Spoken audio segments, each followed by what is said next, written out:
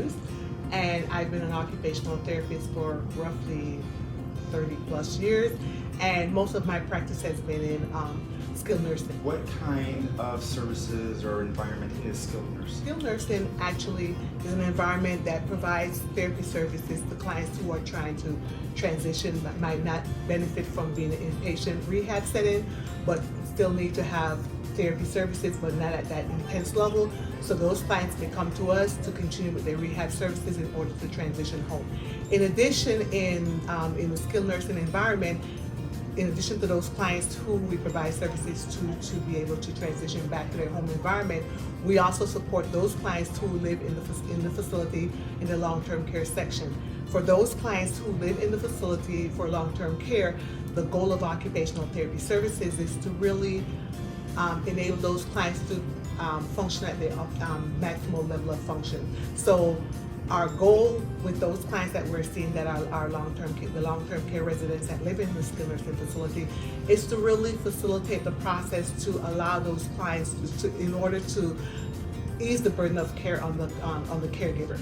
So even though our focus is still on areas of occupation, however, it might be very specific to what those clients' needs are in order to support their ability to live in that environment with the least amount of assistance and supervision. And then, so what kind of evaluations and interventions are used with those types of? We use NetHealth, which is a online platform that is specific for skilled nursing facilities.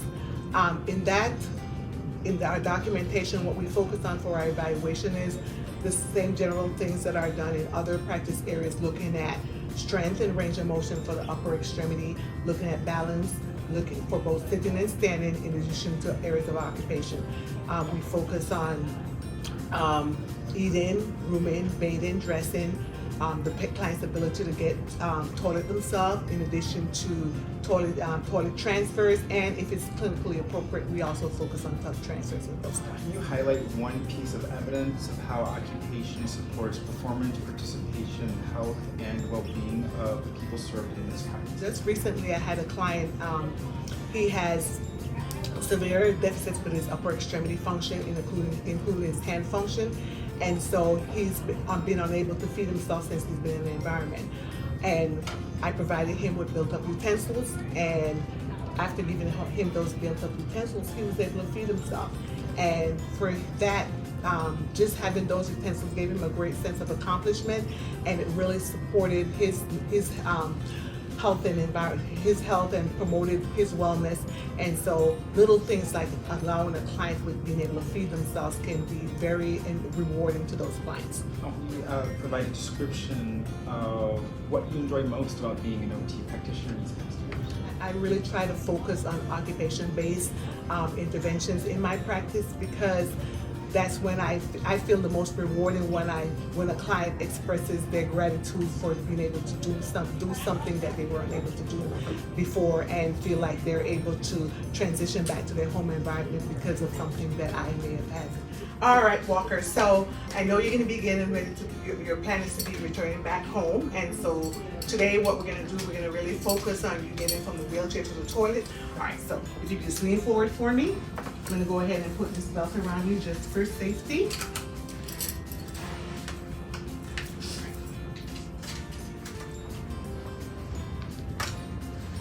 And we're going to be going from the wheelchair to the toilet, okay?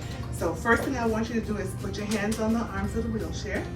Okay, lean forward for me and just scoot forward just a little bit in the chair. All right, okay, and keep your nose over your toes. And on 3, we're gonna push up, don't stand yet. Once we stand up, what I want you to do is take this hand, reach, or you could either reach for the arm here or reach for the bar on the wall, and then go ahead and start turning, okay? So on 3, we're gonna push up and stand. Ready? 1, 2, and push up. Okay. Okay, get your balance. Okay, now start turning slowly. Back up, make sure the back of your knees are touching the back of the toilet. Okay, get this hand back and touch on. Okay, go ahead and have a seat. Okay? All right, there you go.